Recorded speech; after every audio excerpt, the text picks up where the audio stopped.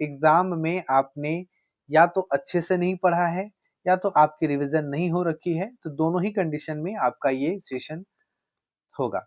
हाँ, एकदम से नए बच्चे जिनको एकदम से नॉलेज नहीं है उनके लिए थोड़ा दिक्कत होगा, लेकिन आपने थोड़ा भी जानकारी रखा है तो क्लियर यहाँ पर हो जाएगा और मुझे लगता है कि नए बच्चों के लिए भी कोई दिक्कत वाली बात नहीं है। ये एक रिवीजन सेशन है और कंप्लीट रिवीजन चैप्टर का। ओके, तो चलिए शुरू करते हैं। यहाँ पर आप देख सकते हैं कि रिएक्शंस इन डेली लाइफ। क्या है reactions in daily life? Reactions in daily life के बारे में हम देखते हैं क्या है। यहाँ पर जैसे कहता है milk is left at room temperature in summer. अगर आप गर्मी में दूध को, मतलब दूध जो है रूम टेम्परेचर पर छोड़ देते हैं तो क्या होता है। ठीक है, यहाँ मेनली आपके स्टेट जो आपका चेंज होता है, मतलब आपके जो मैटर है उसके जो अवस्था चेंज होते हैं उसके बात की जा रही है। एक आयरन होता है या तो तवा या तो नेल जो काटी है expose to the humid air. मतलब आपका जो मौसम है, अगल बगल का मौसम है वो बहुत ज्यादा ह्यूमिड है, मतलब नमी है, चिपचिपापन है उसमें।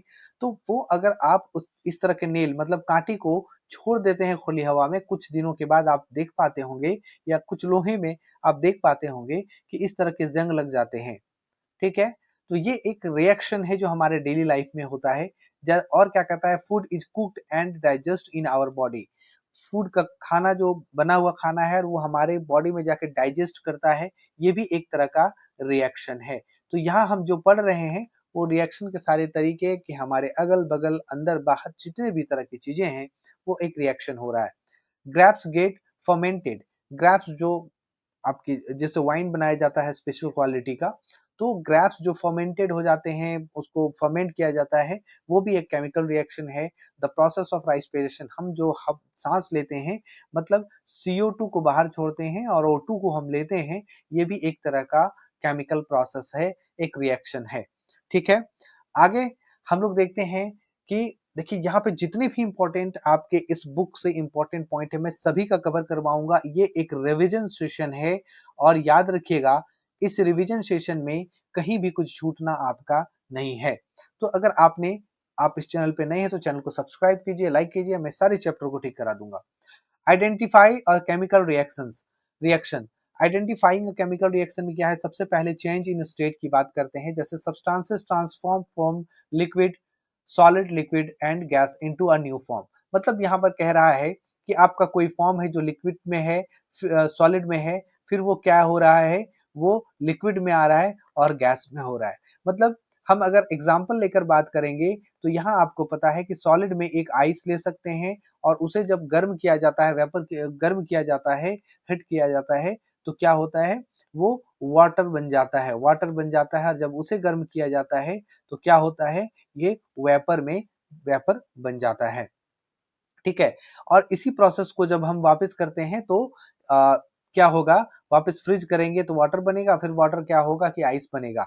याद रहे आप सभी को, यहाँ पर आप चेंज तो कर सकते हैं सॉलिड से लिक्विड, सॉलिड से लिक्विड, सॉलिड से जो गैस है, ये सब चेंज कर सकते हैं, लेकिन एक जो चैलेंजिंग चीज है वो है गैस। गैस सीधा सॉलिड में कैसे बनता है और ये एक आप बताएंगे हमें। देखिए जितनी भी तरह का स्टेट है, जितनी भी तरह का स्टेट है, जैसे सॉलिड लिक्विड में चेंज होगा मतलब आइस होगा, वाटर में चेंज होगा, लिक्विड गैस में होगा मतलब वाटर क्या होगा, वेपर में चेंज होगा, है ना। वाटर क्या होगा, वेपर में चेंज होगा। तो इसी तरह से हमारा क्या है कि और भी हम जैसे स्टेट की बात करेंगे कि हमारा लिक्विड सॉलिड में चेंज होगा, तो सीधी सी बात है लिक्विड जब सॉलिड में चेंज हो रहा है मतलब वाटर आइस में बन रहा है। हम सारी चीजों को चेंज करेंगे, लेकिन आप सोचिए कि एक गैस को अब जब सीधा सॉलिड में चेंज करना होता है तो आप क्या करते हैं, किस तरह का एग्जाम्पल आपके लिए बेस्ट होगा, तो ये आप एग्जाम्पल देंगे। सोचिए, आपने कभी फ्रॉस्ट के बारे में सुना है? फ्रॉस्ट, फ्रॉस्ट के बारे में जो आप यूट्यूब में देखते हैं या फिर विदेशों में देखते हैं कि भाई जो बहुत ज्यादा धुंध जैसा जो बर्फीला जगह होता है, किसी घर के खिड़कियों में, दरवाजों में या गाड़ियों कार के ऊपर एक फॉग जैसा उड़ता चलता है और फॉग जैसा उड़कर सीधा जम जाता है। वो लिक्विड नहीं बन पाता और सीधा जम जाता है, तो एक गैस टाइप का उड़ता है जो जिसको फॉग कहते हैं, तो उसी को हम कहते हैं फ्रॉस्ट। फ्रॉस्ट उसी को कहते हैं और वो सीधा आइस में कन्वर्ट हो जाता है, आइस क्यूब में। ओके, जो हर जगह जम जाता है गाड़ी के ऊपर, विंडो के ऊपर, तो ये हमारा फ्रॉस्ट है जो गैस सॉलिड में सीधा बदल रहा है। हम चेंज इन कलर की बात करते हैं, जब भी केमिकल इक्वेशन मतलब रिएक्शन होता है तो इसमें कलर चेंज होता है। बिल्कुल, ये कलर किसी भी तरह से चेंज हो सकता है, वो डिपेंड करता है कि आपका सब्सटेंस क्या है, आपका सब्सटेंस क्या है, और वो सब्सटेंस पर डिपेंड करता है कि आपका सब्सटेंस क्या है, उसके हिसाब से ही आपका कलर चेंज होता है। जब आप प्रैक्टिकल करते हैं या फिर एक्टिविटी में आप एनसीईआरटी के बुक में देखते होंगे, वो आप जब प्रैक्टिकल करेंगे तो अलग-अलग तरीके से आपका जो सब्सटेंसेस हैं, जो आपके केमिकल रिएक्शन के बाद कलर चेंज होता है। तो ये भी एक कलर चेंज है। गैस का इवोल्यूशन होता है, तो गैस का इवोल्यूशन क्या है? जैसे बबल्स और फ्यूम्स का निकलना, जब भी आप रिएक्शन करवाते हैं, जब भी आप रिएक्शन करवाते हैं और रिएक्शन करवाने के बाद उससे एक एक गैस निकलता है, जैसे खास करके हम बात करते हैं हाइड्रोजन गैस की। किसकी? तो हाइड्रोजन गैस की हम बात करते हैं, और ये हाइड्रोजन गैस क्या है? एक तरह का गैस इवोल्यूशन है। ठीक है? लास्ट में टेम्परेचर की बात करते हैं, तो आइडेंटिफाई अ केमिकल रिएक्शन में टेम्परेचर क्या है? रिएक्शन मेनी रिलीजेस, मतलब क्या है? हिट।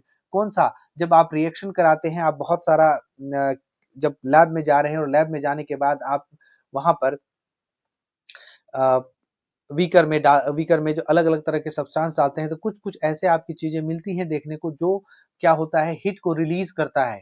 वही हीट जो रिलीज़ करता है उसी को एक्सोथर्मिक कहते हैं, ठीक है? और जो हीट को अब्ज़ॉर्ब कर लेगा, उसको क्या कहेंगे? एंडोथर्मिक कहेंगे। तो याद रखिएगा, जो हीट को रिलीज़ करता है, क्या करता है? हीट को रिलीज़ करता है, उसे हम कहते हैं एक्सोथर्मिक, है ना? और जो हीट को क्या करेगा? अब्जॉर्ब कर लेगा, अब्जॉर्ब करेगा, उसको हम लोग बोलेंगे एंडोथर्मिक, है ना? छोटे-छोटे पॉइंट्स हैं, ओके? मैं रिवीजन के लिए करा दे रहा हूँ आप सभी का। उसके बाद क्या है कि रिप्रेजेंटिंग रिप्रेजेंटिंग रिएक्शंस, कैसे हम अपने रिएक्शन को रिप्रेजेंट करते हैं। आपको पता है कि हमारे डेली लाइफ में क्या होता है, डेली लाइफ में हम कुछ ऐसी चीज़ों को, जैसे यहाँ पर नॉर्मल सा डेली लाइफ में हम देखते हैं कि बड़े-बड़े नाम होते हैं, जिसका हम रिएक्शन होता है, और बड़े-बड़े नाम को हम हर रिएक्शन का बड़ा नाम नहीं ले सकते हैं, तो उसके छोटे-छोटे पार्ट्स, छोटे-छोटे रिएक्शन का इक्वेशन भी लिखना होता है। जैसे यहाँ पर छोटा-सा उदाहरण लिया जाए कि वर्ड का इक्वेशन और वर्ड का केमिकल इक्वेशन क्या है? वर्ड इक्वेशन और केमिकल इक्वेशन जैसे कह रहा है कि यहाँ पर जब मैग्नीशियम को ऑक्सीजन के प्रेजेंस में जलाया जाता है, तो क्या होता है? जैसे आपके एक एनसीईआरटी में एक क्रियाकलाप होगा, एक एक्टिविटी होगा कि रिबन, जो मैग्नीशियम का रिबन है, उसको हम रब करते हैं सैंड पेपर से, और ऑक्सीजन एयर के प्रेजेंस में, जिसमें ऑक्सीजन है, और आपको पता है कि ऑक्सीजन हेल्प करता है आग को जलाने में, और कार्बन डाइऑक्साइड हेल्प करता है आग को बुझाने में। तो यहाँ पर एयर के प्रेजेंस में ऑक्सीजन है जो हेल्प करेगा आग जलाने में। अब ये जो मैग्नीशियम का जो रिबन है, ये मैग्नीशियम का रिबन को हम रब करते हैं अच्छे से, और उसे जलाते हैं, ठीक है? इसे टोंग से पकड़कर हम जलाते हैं, और जलाने के बाद क्या है कि यह ऑक्सीजन के प्रेजेंस में जलता है, और जलकर क्या देता है? तो मैग्नीशियम ऑक्साइड देता है, जो पाउडर जैसा गिरकर एक कांच के बाउल में हम लोग स्टोर कर लेते हैं, वही है, ठीक है?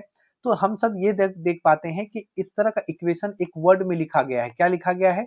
वर्ड में। ये तो छोटा इक्वेशन था, इसलिए ये वर्ड में पॉसिबल है। जब आपके जैसे a प्लस बी को हम रिएक्शन बनाएंगे सी प्लस डी, कहने का मतलब है कि यहाँ बहुत इधर वाला क्या कहलाएगा? इधर वाला रिएक्टेंट कहलाएगा। क्या कहलाएगा? रिएक्टेंट। और इधर वाला क्या कहलाएगा? प्रोडक्ट कहलाएगा, है ना? तो इधर वाला जो रिएक्टेंट है, अगर बहुत बड़ा-बड़ा रिएक्शन का नाम है, और प्रोडक्ट भी बहुत बड़ा-बड़ा बनकर आ गया है, तो पता चला यहाँ से लेकर यहाँ तक आपका पूरा नाम ही है। फिर आपके लिए एक मुसीबत खड़ा हो जाता है।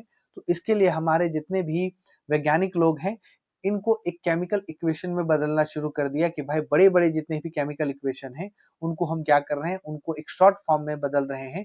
जैसे यहाँ पर मैग्नीशियम है, तो मैग्नीशियम को उन्होंने क्या किया? Mg किया, ऑक्सीजन को O2 बोला, और जब इनका रिएक्शन होके मैग्नीशियम ऑक्साइड बनाया, तो ये इन्होंने कहा कि इसका हम फॉर्मूला लिख सकते हैं मैग्नीशियम ऑक्साइड, ठीक है? लेकिन इस तरह के इक्वेशन को, क्या ये एक तरह का ये इक्वेशन है? ये कि इस क्या एक तरह का ये इस तरह का यहाँ पर आपको देखना है कि मैग्नीशियम और ऑक्सीजन का जब रिएक्शन होता है, तो मैग्नीशियम ऑक्साइड बनाया।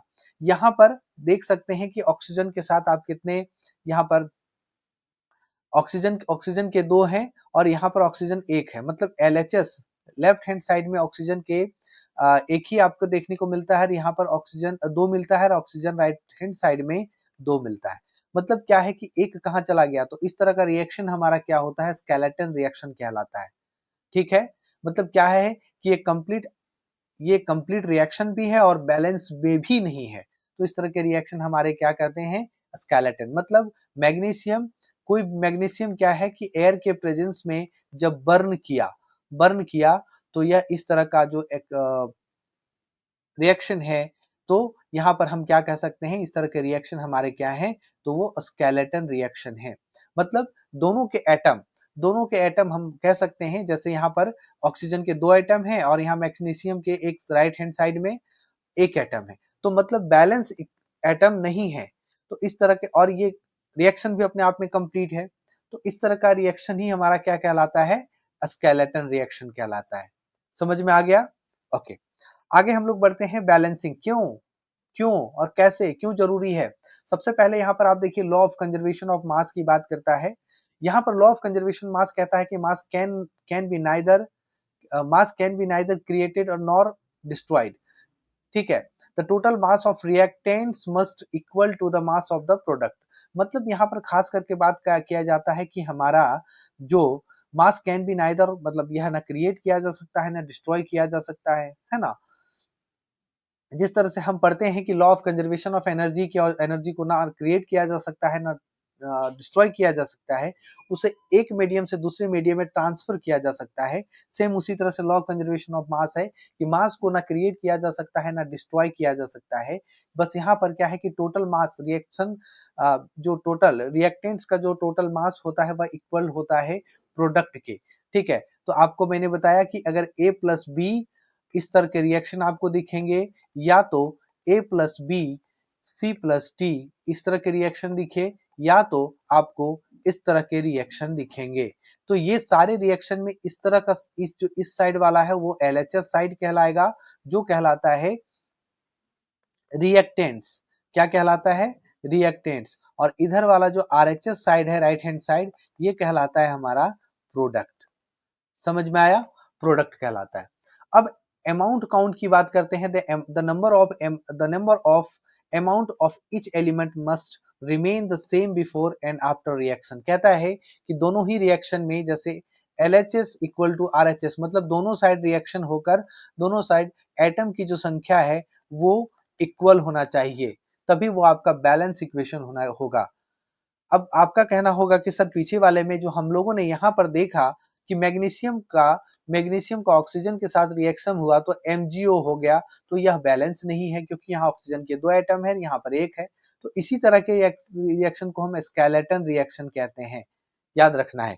ठीक है, तो यहाँ पर हमारा क्या है, उसके बाद हमारा हिट एंड ट्रायल मेथड की बात करते हैं। We use the smallest whole number coefficient to balance the number of the atom on both sides.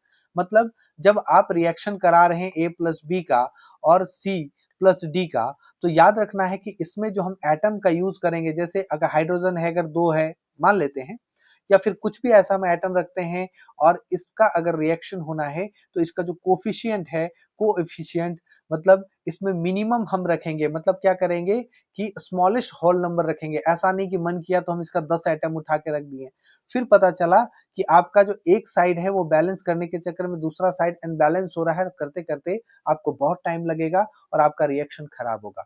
मतलब यहाँ हम कह सकते हैं कि रिएक्टेंट्स की जब भी हम बात करते हैं, रिएक्टेंट्स में ऑलवेज, और प्रोडक्ट में क्या है, प्रोडक्ट में ऑलवेज हम लोग क्या लेंगे, एक एक स्मॉलेस्ट क्या लेंगे, सबसे छोटा से छोटा हॉल नंबर लेंगे। हॉल नंबर तो आपको पता ही है क्या होता है, छोटा से छोटा हॉल नंबर लेंगे। समझ में आया। अगला जो हमारा कहता है कि कांस्टेंट्स, मतलब never change the chemical formula inside the box, only change the coefficient outside. मतलब A प्लस बी क्या कह रहा है, आपका C प्लस डी रिएक्शन बनाया, ये रिएक्टेंट है और ये प्रोडक्ट है। तो ये जो रिएक्टेंट है, ये अगर प्रोडक्ट बना रहा है, तो ये हमें रिएक्टेंट्स और प्रोडक्ट्स चेंज नहीं करने हैं, हमें चेंज करने हैं इसके बैलेंसिंग में, हमें इसके कोफिशिएंट चेंज करने हैं, मतलब इसके एटम में जो संख्या है वो चेंज कर देने हैं। ठीक है, अगला जो हमारा है कॉम्बिनेशन रिएक्शन। कॉम्बिनेशन रिएक्शन क्या होता है, देखिए, a reaction where two or more reactants combine to a single product। Combination मतलब हम दो चीज को कंबाइन करके एक रिएक्शन बनाते हैं। हमने अभी आपको बताया कि A प्लस बी को कंबाइन करके हम एक C को प्रोडक्ट बना रहे हैं, मतलब दो चीजों को हमने कंबाइन किया और एक प्रोडक्ट बनाया, इसी को कहते हैं कॉम्बिनेशन रिएक्शन। यहाँ आप देख सकते हैं COA, ठीक है, सॉलिड फॉर्म में है, ये S सॉलिड होता है, H2O वाटर लिक्विड फॉर्म में है, इससे CaOH का होल 2 जो एक्वस सॉल्यूशन में है ये बना और हीट प्रोड्यूस हुआ। ठीक है, तो हम समझ सकते हैं, हम क्या समझ सकते हैं यहाँ पर कि इस तरह के रिएक्शन जो हमारे कैल्शियम ऑक्साइड के जो कैल्शियम ऑक्साइड को जो क्विक लाइम क्या बोला जाता है, इस कैल्शियम ऑक्साइड को क्विक लाइम बोला जाता है, जो चूना जो हम कहते हैं ना चूना, ठीक है। तो ये जो क्विक कैल्शियम ऑक्साइड को हम जब पानी कैल्शियम ऑक्साइड में चूना जो चूना रहता है ना उसमें हम जब पानी डालते हैं तो क्या होता है, जब आप मार्केट से एक चूना चूना लेते आना 2-3 किलो और एक कोई कंटेनर में डालना और उससे डालने के बाद जो कच्चा चूना होता है उसमें पानी डाल देना, कुछ ही देर में आप देख पाएंगे कि इसमें बॉयल होना शुरू होता है, यह बॉयल होना शुरू हो गया। और बॉयल होने के बाद क्या है कि यह बॉयल भी होना शुरू होगा, इस पे आपको इस पे आग पे भी नहीं चढ़ाना है, ये ऑटोमेटिक बॉयल होना शुरू हो जाएगा और हीट को क्या करेगा, प्रोड्यूस करेगा।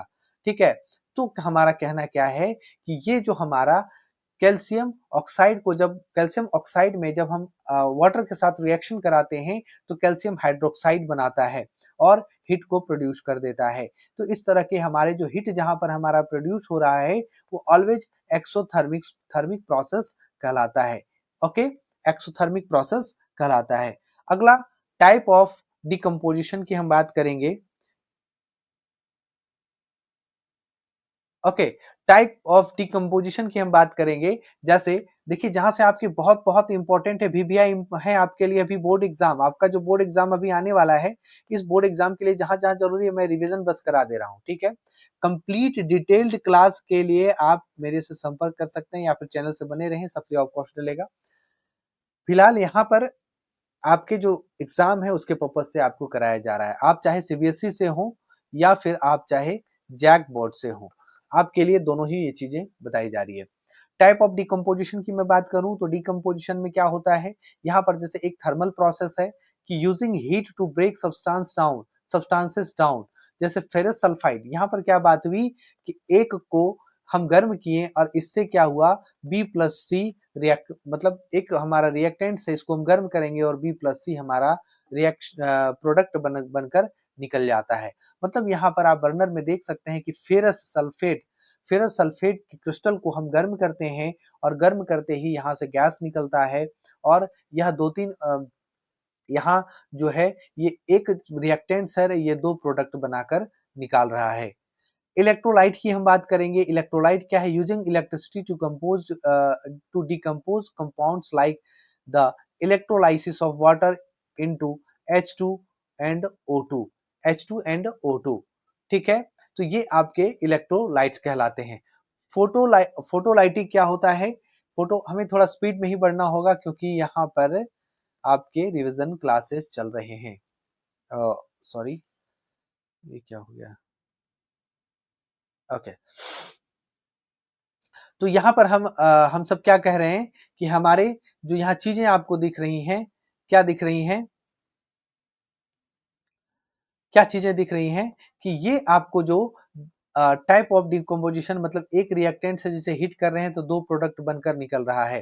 ठीक है, ठीक, इलेक्ट्रोलाइट की हम बात कर लिए। फोटो इलेक्ट्रिक की हम बात करते हैं। फोटो इलेक्ट्रिक का मतलब है कि जैसे चाइना डिश है उसमें सिल्वर क्लोराइड रखा हुआ है और हम सनलाइट के प्रेजेंस में रखते हैं तो उस पर रिएक्शन होना शुरू करता है। जैसे using light energy silver chloride turns grey इन sunlight releasing chlorine gas.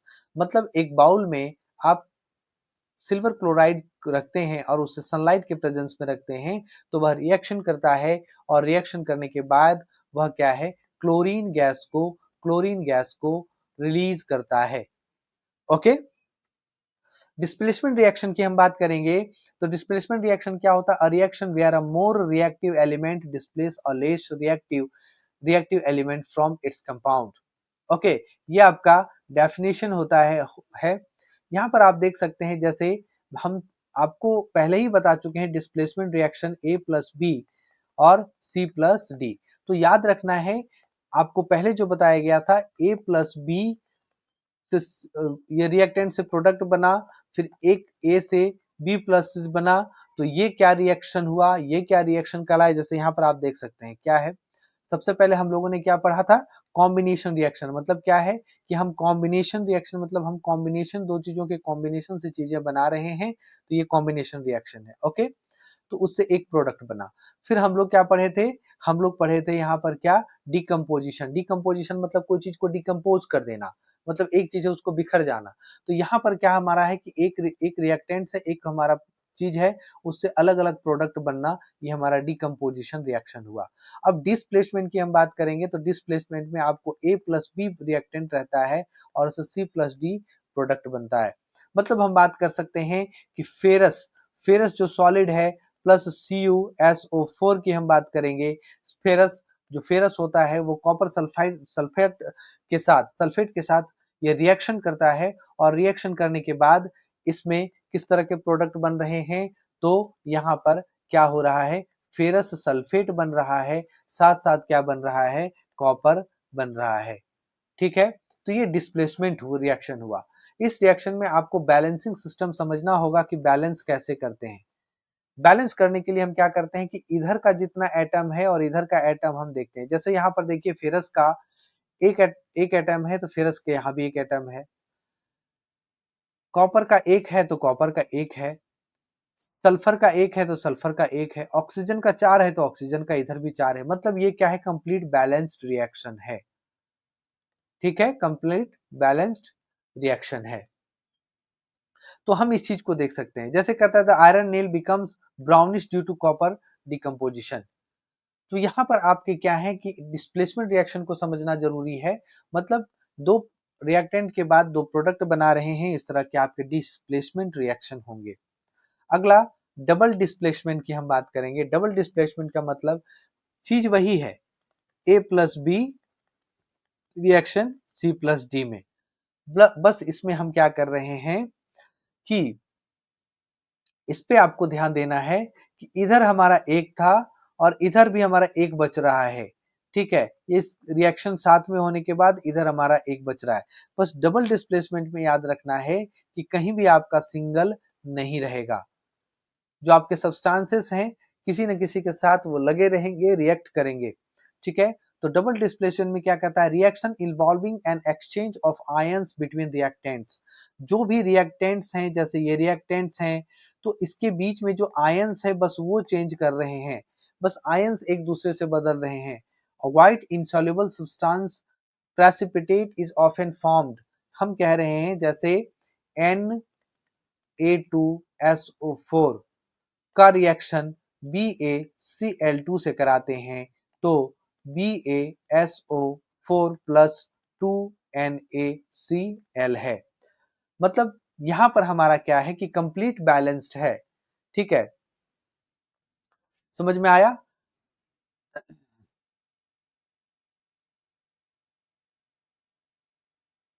Okay, तो यहां पर हमें देखना है कि हमें यह देखना है सोडियम सल्फेट का जो हम रिएक्शन बेरियम सल्फेट के साथ करा रहे हैं, तो क्या बन रहा है। तो बेरियम क्लोराइड के साथ हम करा रहे हैं सोडियम सल्फेट का, बेरियम क्लोराइड के साथ अगर रिएक्शन करा रहे हैं तो क्या बन रहा है, यह बेरियम सल्फेट बन रहा है, और साथ साथ में क्या हुआ, NaCl बन रहा है। तो यहाँ पर आपको देखना है कि हमारा जो Na है, मतलब यहाँ पर सोडियम के दो एटम हैं, तो यहाँ भी सोडियम के दो एटम रहे। बैलेंस सिस्टम में याद रखिएगा, एक्स का रिएक्शन वाई के साथ हुआ, तो अगर यहाँ 2 है तो सिर्फ ये वाई का काउंट होगा।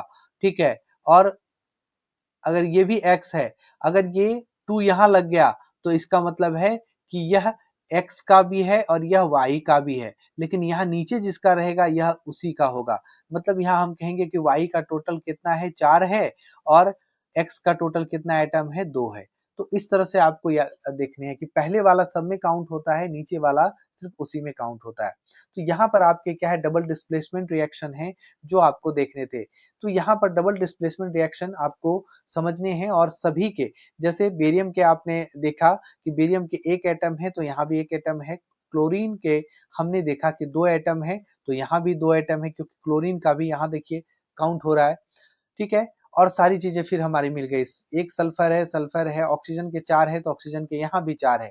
मतलब यहाँ LHS इक्वल टू RHS हमारे सभी के सभी जो रिएक्शन है, एक डिटेल वीडियो में ये सब चीज बताया जाता है। मैं अभी आपको एक मोटा मोटी समझा रहा हूँ और एक आपके रिविजन के लिए करा रहा हूँ। फिर रेडॉक्स रिएक्शन की हम बात करते हैं तो रेडॉक्स रिएक्शन क्या होता है। Redox reaction involve both oxidation and reduction occurring simultaneously, ठीक है। मतलब यहाँ पर आप देख सकते हैं इस विधि से, इस प्रोसेस से, कि हम प्रोसेस की बात करेंगे ऑक्सीडेशन, मतलब ऑक्सीजन चेंज कहाँ, गेन ऑफ ऑक्सीजन किसको कहते हैं, ऑक्सीडेशन। तो जिसमें ऑक्सीजन का गेन होता है वो ऑक्सीडेशन होता है, ठीक है। और यहाँ पर हाइड्रोजन क्या क्या होगा, लॉस होगा। तो हमेशा ऑक्सीडेशन में याद रखिएगा, ऑक्सीडेशन में हमेशा याद रखना है, क्या याद रखना है कि ऑक्सीजन ऑक्सीजन का गेन होता है और हाइड्रोजन का लॉस होता है, ठीक है।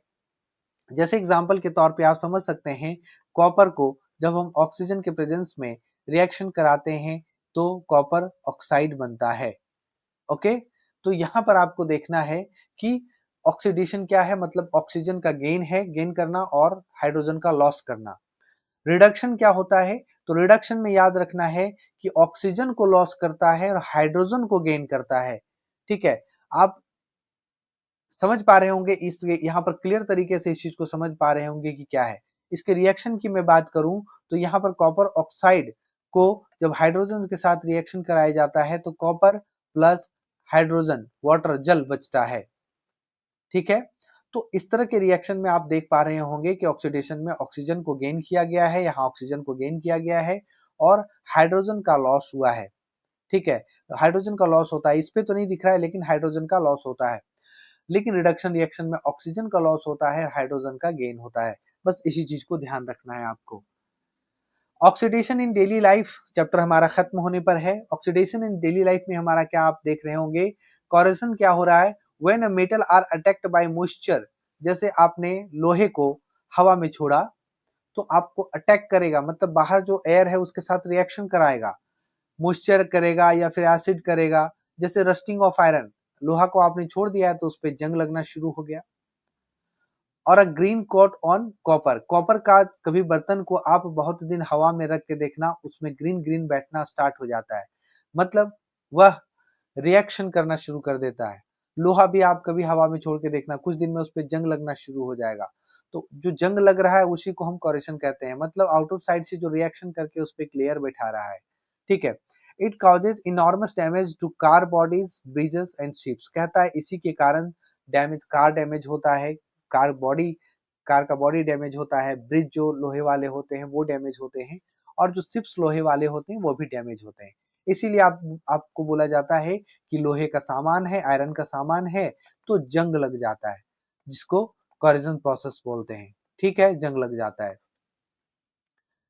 रेंसिडिटी की हम बात करेंगे तो रेंसिडिटी क्या है, व्हेन फैट्स और oils are oxidise they become rancid, their smell and taste change, ठीक है।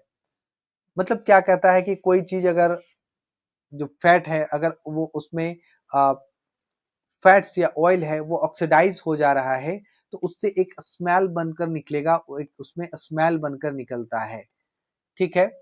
तो इसके स्मेल बनकर, जो स्मेल सा लगता है ना आपको, या फिर आपके टेस्ट चेंज हो जाते हैं, है ना। आप फैटी या फिर ऐसे चीजों को खाते हैं वो ऑक्सीडाइज होता है तो उसमें एक सेंट स्मेल आने लगता है, या फिर उसके टेस्ट चेंज हो जाते हैं, खराब हो जाता है, तो उसी की बात करता है एसिडिटी। प्रिवेंशन, इसके रोकथाम की हम बात करें तो यूज एंटीऑक्सीडेंट, ठीक है, और air tight container plus bags with nitrogen gas, मतलब कहता है कि ऐसा आपको कंटेनर यूज करना है खाने के सामान में जहां पर एयर ना ज्यादा जा पाए, ठीक है। बहुत देर तक अगर आपको अच्छे से खाना रखना है तो ओपन नहीं रखना है, आपको बहुत कंटेनर में पैक करके रखना है जहां पर ऑक्सीडाइज नहीं हो पाए, एंटीऑक्सीडेंट हो वो, ठीक है। बहुत ज़्यादा रिएक्शन नहीं कर पाए, नहीं तो क्या होगा कि फैट और ऑयल क्या होगा, ऑक्सीडाइज हो जाता है, जिसकी वजह से स्मेल आना शुरू होगा या टेस्ट चेंज हो जाएगा। तो ये आपके क्लास थे जो केमिकल एंड इक्वेशन के पूरे चैप्टर को मैंने एक रिवीजन के तौर पे कहा।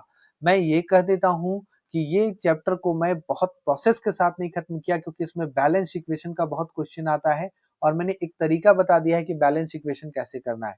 ठीक है?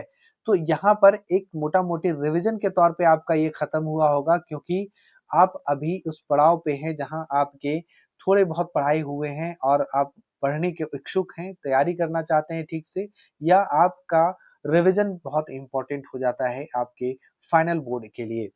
तो चलिए, इसी तरह का पूरा वीडियो आपके लिए डलेगा। आप चैनल पे नए हैं तो चैनल को सब्सक्राइब करेंगे, लाइक करेंगे, अपने दोस्तों में भी शेयर ज़रूर करेंगे। धन्यवाद।